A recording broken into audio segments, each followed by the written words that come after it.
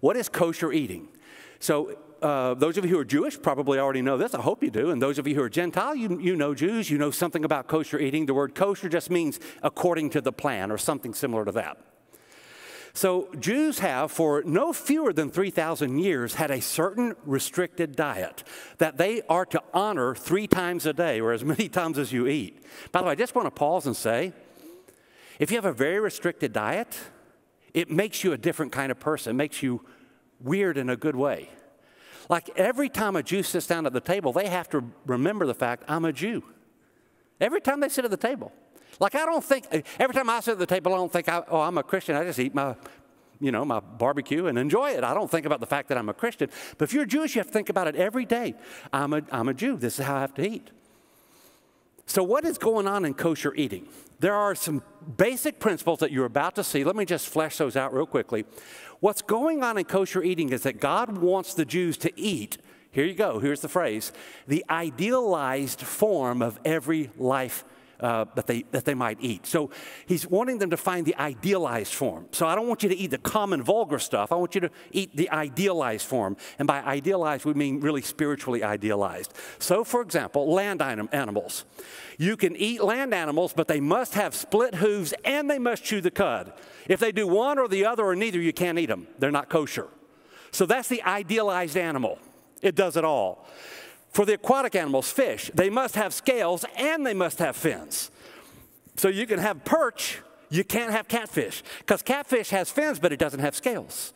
So what God is arguing is not that there's something dirty about catfish. What he's arguing is, you're my people. I want you to be weird. I want you to eat the highest idealized form of every animal group.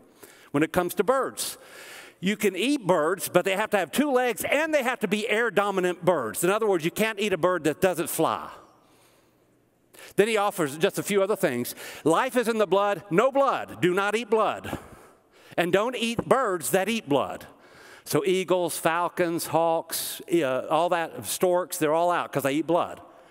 Then he says you can't eat anything that's been strangled or was already dead when you found it, because you have no idea how it died. And then lastly, and we'll come to this in just a moment, you can't eat an animal that's been cooked in its mother's milk.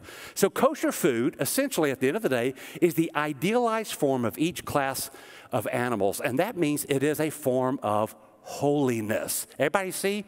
So Austin is they're thankful that they're weird.